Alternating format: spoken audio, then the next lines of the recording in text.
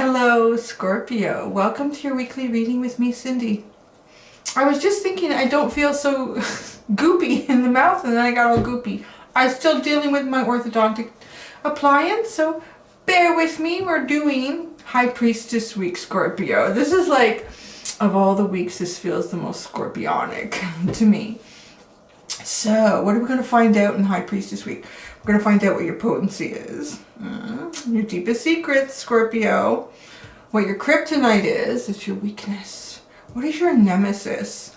It's kind of something that shows up over and over again. Drives you a little crazy, but makes you stronger. And you learn from it.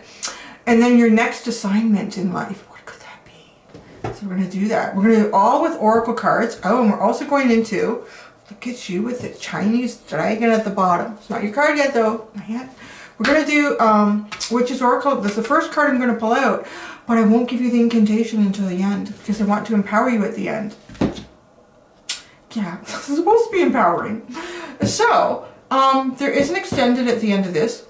The link is at the top of the description.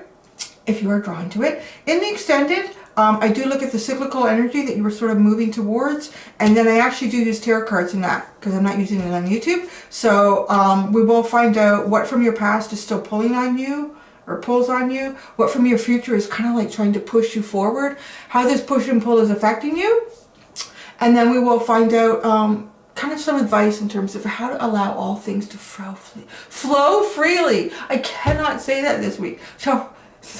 So flow freely. I want to come out with this orthodontic device. Oh, let's just go right into this. The singing bowl never has a problem. Because it is High Priestess Week.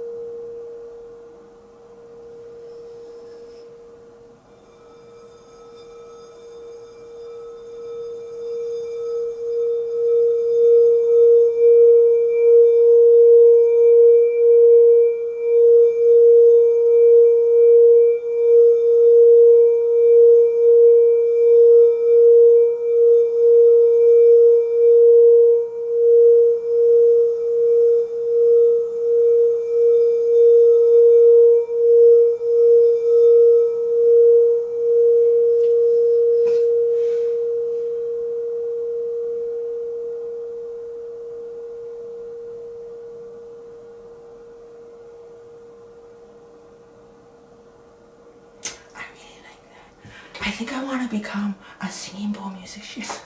I've never been very musically inclined, but I really like a singing bowl. And I'm sort of learning different points to bring it down, to kind of bring the sound up and down. That was a singing bowl. Oh, and there's something else that's kind of fun and new. So I'm, when I edit the video, I'm going to edit it so when I'm shuffling the cards and laying it out, it's faster. I edit so it goes faster, like 4 times the speed. So you don't have to sit and watch me for 6 minutes or 7 or 8 minutes as you get it all down. And then when I finish up, I'm going to still show you the cards and obviously talk about them because that's the reading. But, so that's how we're going to do that. So I'm going to do it right now. All right, here I go. I'm going to shuffle.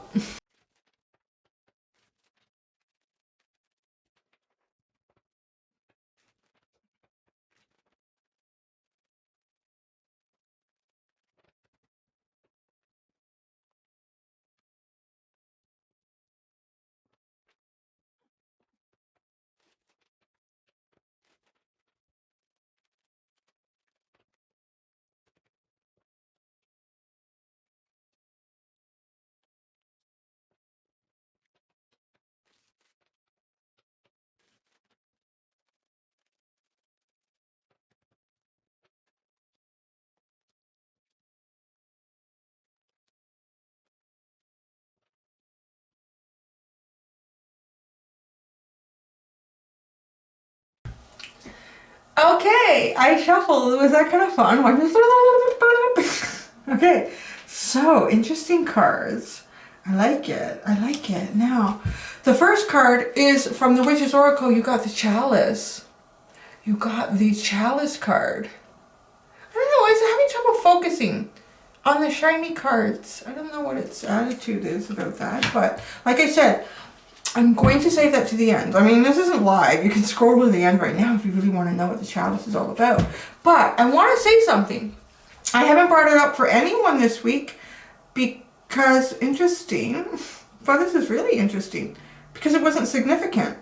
I haven't really been looking at the bottom of the deck this week, but for you, there was 2 cards that kept coming out while I was holding the deck and talking to you, and then as I started shuffling, they kept coming.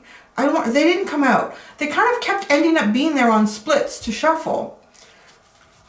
So there's something significant, particularly with the one that's on the top. This one I was seeing constantly, and then this one almost like just as much. The Gargoyle and the Triple Goddess. But the Gargoyle very much so. We might go into those at the end, because there's something significant about that for you for sure. Kind of like that for Scorpio, right? All right, so what is your potency? Your strength? We have victory, the whale, and she who surrenders, chains, bondage, and release.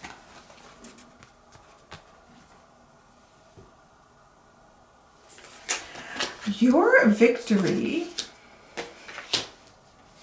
is the deepness that is you, Scorpio. Like the deepness. You know, I get this vision in my head. I mean, obviously victory. Your strength is going after what you want. I'm going to say that. Your strength is really going after what you want and finding success. I'm kind of feeling too with these 2 cards that came out with victory, that once you are really determined about something, it's pretty damn hard to stop you. I'm getting this vision in my head with this whale.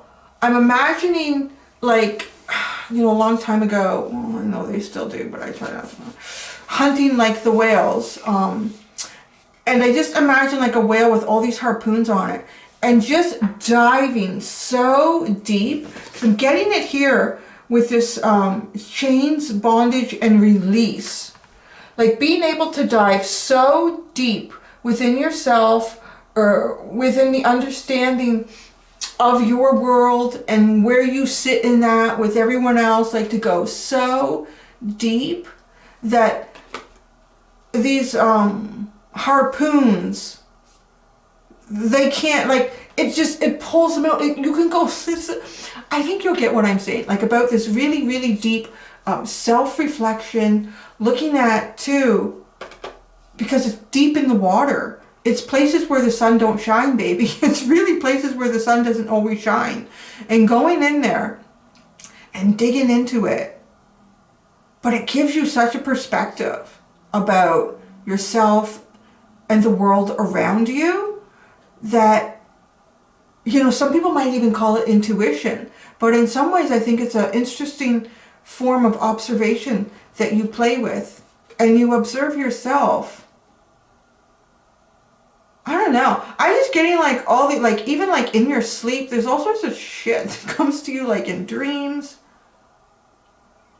And you may not even remember all of it, but it's somehow, I mean, the mind is so complicated. So you use your mind in a very efficient way here. And I just feel like you will find a way to release yourself. Like this whale will go down so deep that he will find the end of that rope. And when he does, he or she does, the harpoon gets pulled out and the whale is free. That's what I'm feeling here. That's what I'm feeling here. So things that, like, you know, if you get hit enough times by the harpoons, it's going to kill you. But, you know, it hurts like a son of a bitch when it hits you. And pulling it out is probably going to hurt just as much, if not more. Because it's got like it's like an arrow shape, right? So you have to go against. It really hurts. Like it hurt. And I'm also seeing, this is your strength.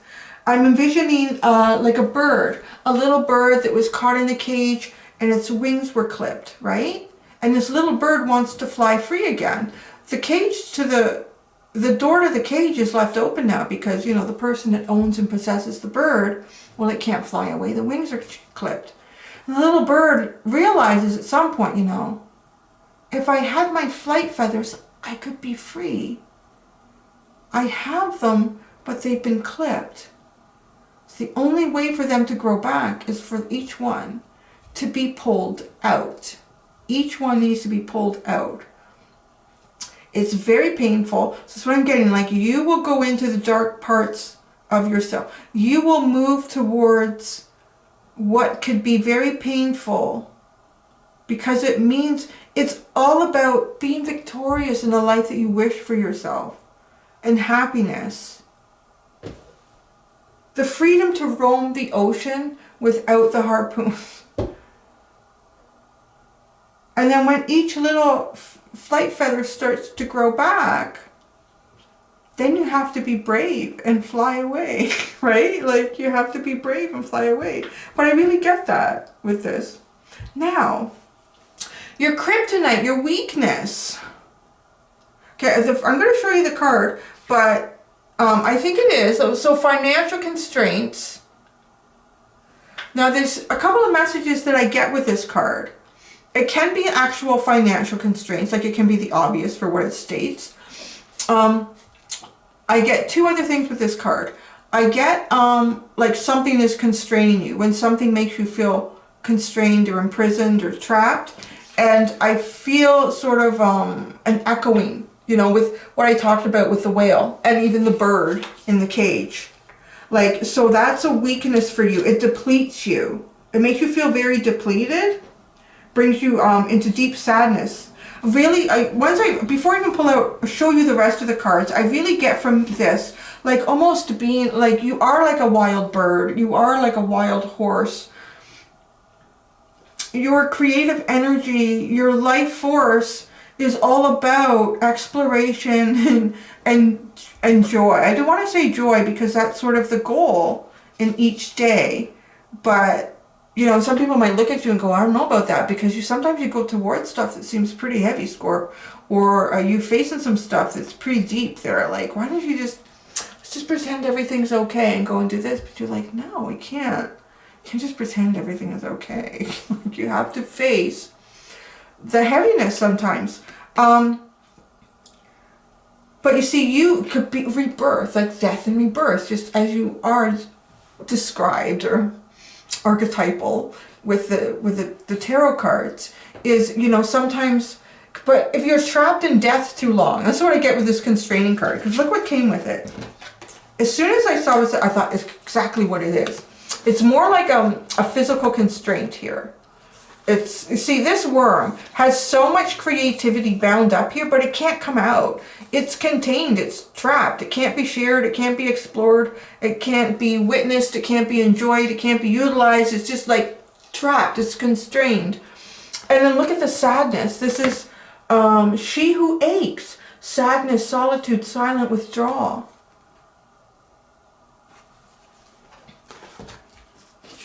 You really, I'm feeling very much that you need your freedom.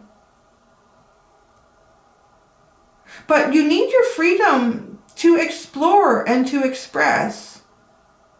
Like, express yourself in whatever way that is. You know, to me, this is about an awful lot of ability and, you know, even artistic ability, whether that's through music or art or singing or dancing, or, you know, just doing something with animals or children. Like, there's something there that just needs to come out, because this is your strength and the world kind of wants it. So it's like the universe has made this your weakness to say, hey, well, you know, when this starts feeling like this, there's a signal, because you're not serving you and you're not serving others. I mean, we can't go through this life and just serve ourselves. That's not good. It's like the world has an awful lot of that already. I'm here about me. It's all about me. I don't know. Okay, your nemesis, what makes you stronger, is anxiety. Oh, look at this though. Oh my gosh, it's more about this wild, untamed beast inside anxiety, the butterfly, and then we have she who is wild, untamed, wild, mysterious. I really love it. I feel like I picture you just like dancing in the woods, dancing in the woods. Let's have a good time. And actually it reminds me of, I was just, well not just, but when I was drying my hair this morning, one of the things I do after I blow dry my hair is I stand kind of like with my, it's almost like, I guess the best way to describe it is like a headbanger. But I can put my head down and I put my head down and I put my head up. And my hair goes back and forth because it cools it off and it makes it fluffy. But if anyone were to watch me, they'd probably think, she's damn right crazy. But it's kind of fun too. So, because I'd heard once that, you know, with the cold air after blow drying it, it sets it. But that's what I feel like, just like, right, like her hair is just, it's blowing wild and free. And it's just expressed today. But, so, the butterfly, there is anxiety with when you do go through the process of death and rebirth, of endings and new beginnings. And you do go through that because I feel like, you know, lots of people go through endings and new beginnings, but they don't necessarily evolve and change and grow. Most do. And those that do, it's all on different levels. Like some people will a little bit, some people will a lot, and some people will quite dramatically. I'm feeling a little bit like you do quite dramatically. Like when you go through big changes, they're very big dramatic changes in your life. And you probably go through well, it's your nemesis. So it's something that's going to pop up a few times in your lifetime. And Scorpio being death and rebirth, that's, yeah, like you're here for that. But because what you do when you go through this rebirth, you may have trouble recognizing yourself from who you were, and how do you start moving forward with that, right? Like, how do you start moving forward again? Where do I fit in the big scheme of things? How do I fit in my friend group, or how do I fit in my work group or my family, or how do I see me? Like, how do I want to spend my time now? I'm not really interested in that anymore. Like, it doesn't appeal to me. I think I've explored every avenue there is to explore in that, and you know, like all this stuff that comes with really big changes. But it's all about always finding really the focus, finding the really true, wild, untamed soul inside you that wants to be more than what maybe society or your friends or anyone thinks that you should be. Makes you stronger. All right, so your next assignment. These next assignments have been interesting. This is like, I think, the third one that's been on this topic. So we have a man holding the heart. So there could be something romantic for you. Or it could also be like putting your heart and soul into something. Like really, really putting your heart and soul into some new project. And then you have the oyster and she who divines, future choice and judgment. Really interesting combination of cards, Scorpio. There's something here new to be opened and explored. Oh, look, something, doing that deep dive, you know, freeing and releasing yourself is bringing you to something at the bottom of the ocean. Something at the bottom of the ocean. And it's a special prize. I want to say it's like a special prize. Special for you. Special for those that can push past the pain of the harpoons and get to the bottom and free themselves to find something really beautiful and magnificent at the bottom of the ocean.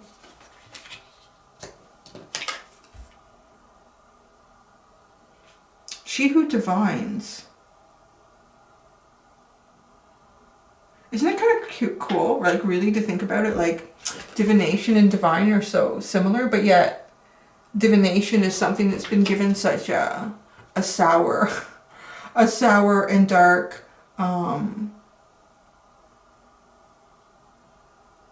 just made to look bad, right? Like in the world where it truly is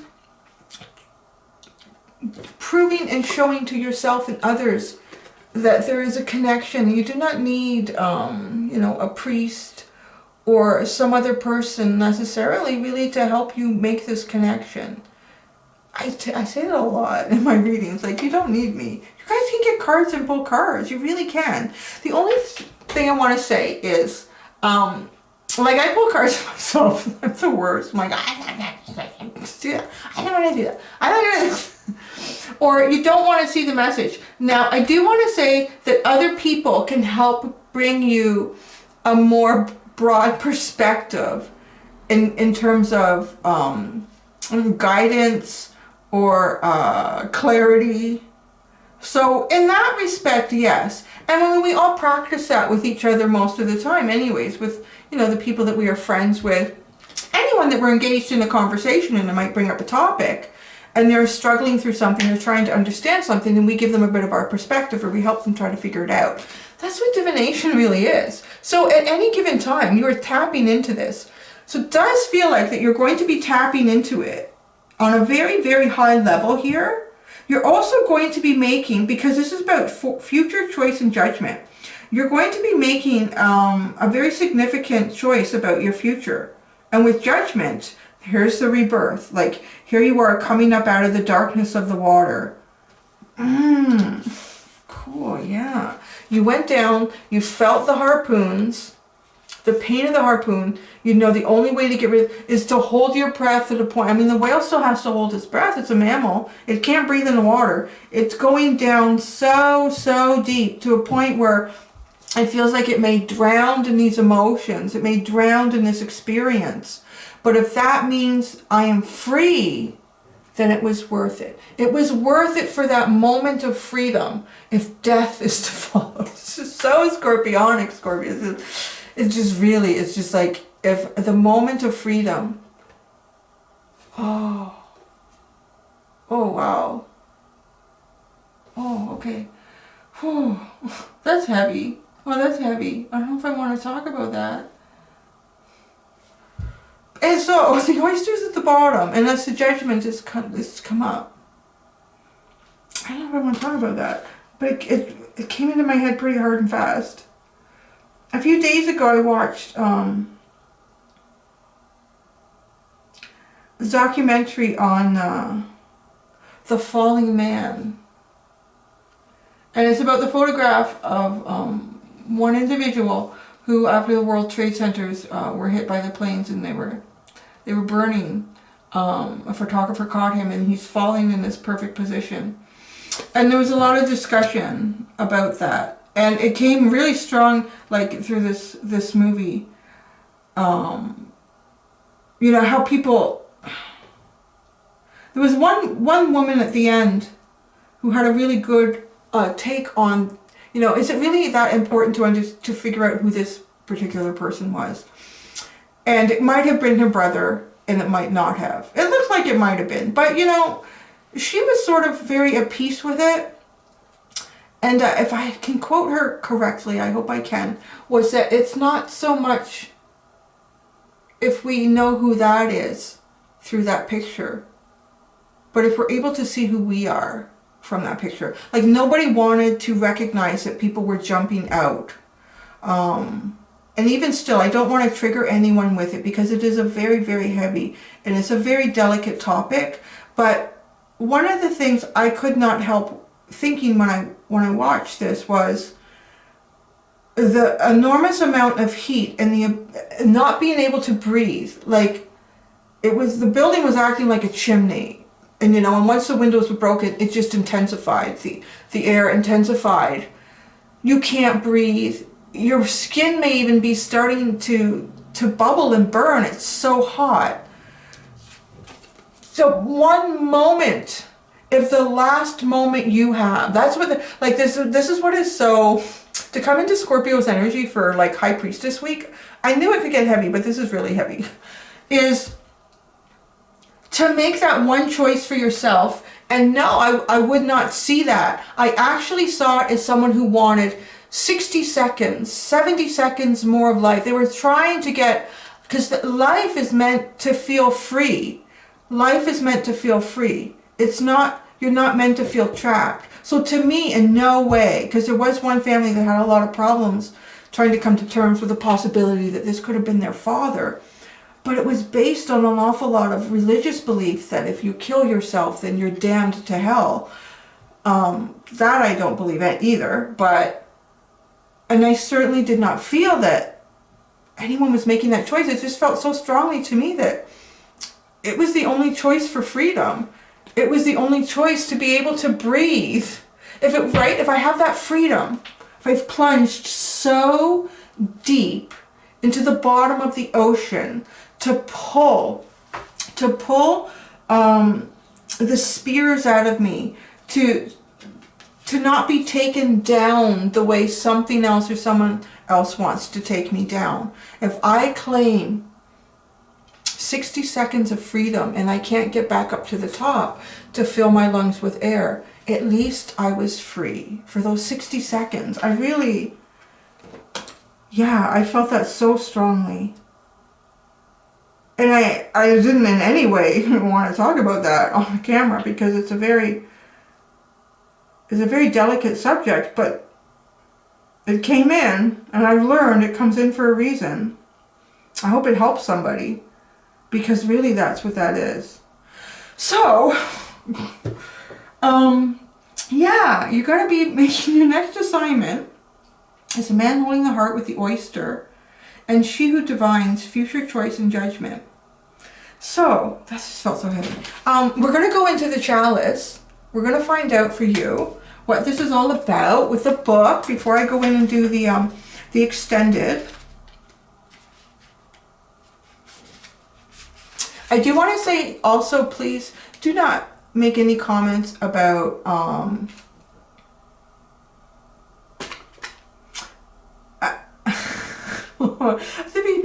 there's so many things that go around about what caused 9/11 or what. Like, please, I'm not looking for any political. I will just delete and block. Okay, I will watch the comments quite adamantly. I will be very focused on the comments in this video. Okay, let's just, you know what I'm talking about. And there'll be no reason to comment like that because there'll be no discussion from me or anyone else in it. So you won't get anything out of it except being unheard. So, after saying that, the chalice. The fourth of the major tools of magic is the chalice. This vessel may be used for everyday drinking, but is usually reserved for occasions when it is felt necessary to pour libations to the gods. Libations. Libations. Let's try that again, shall we? This vessel may be used for everyday drinking, but is usually reserved for occasions when it is felt necessary to pour libations to the gods, or similar ritual use. A chalice can serve multiple purposes. It can be used as a focal point for meditation, and when you hold a chalice in both hands at eye level, it creates an atmosphere of magic. The meaning: chalices are filled with liquid. Liquid holds no shape and is in constant state of change. Emotions are like water and constantly changing from moment to moment. Emotionally, you've been sloshing around and coming very close to spilling over. It's time to steady yourself so that you can carry on and do all things that need to be done. Gosh, doesn't it kind of feel like that? Like being that whale going down to the bottom of the ocean and you're starting to come up. Oh, it's a short incantation. I do recommend saying it 3 times to really empower yourself. I'm going to try to get it right the first time. Both feet planted on the ground. There's no need to flop around. Calm and balanced will be the way to welcome in each brand new day. Let me do that again. Both feet planted on the ground. There's no need to flop around. Calm and balanced will be the way to welcome in each brand new day. There you go. Oh, the gargoyle. There's something significant for you about the gargoyle. It kept coming out. Crazy.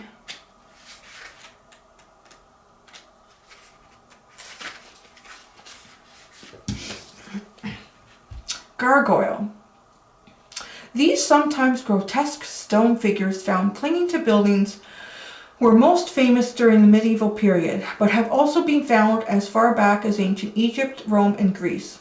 Their two main purposes were to scare off evil and to divert rainwater, but there are some schools of thought that suggest gargoyles are old pagan gods and creatures that were once worshipped in holy places before those places were rededicated to Christian churches and holy grounds.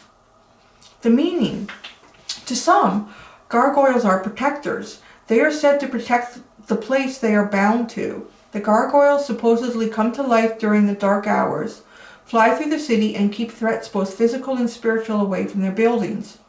When the sun comes up, the gargoyles return to their roosts, becoming inanimate stone once more.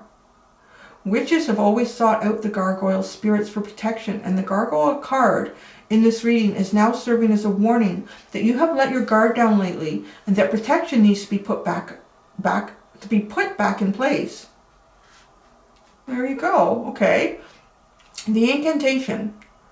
Gargoyle, take flight and surround me with light that will drive negativity away.